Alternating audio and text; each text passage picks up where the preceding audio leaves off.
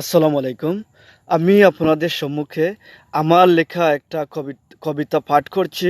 কবিতার শিরোনাম হচ্ছে অনেক কিছু নেই। মাটির চুলা, বেতের কুলা, নেইকো বড়শি, সরল মানুষ নেইকো এখন, নেইকো পড়শি। মাটির তৈরি হাঁড়ি পাতিল, নেইকো মাটির ঘর, একে অন্যে মিল নেই এখন, সবাই যেন পর। কেরোসিনের বাতি নেইকো, নেইকো হারিকেন, আগের মতো খাওয়া হয় না প্রিয় ভাতের ফ্যান।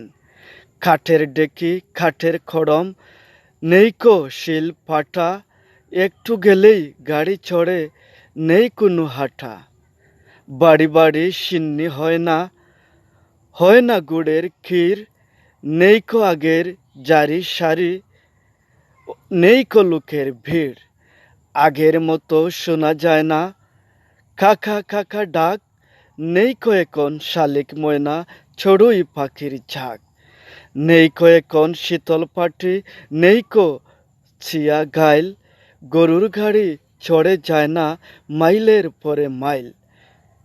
পলো নেইকো, পালকি নেইকো, নেই বেতের মুড়া, নেইকো রাখাল বাঁশের বাঁশি, নেই শখের ঘোড়া।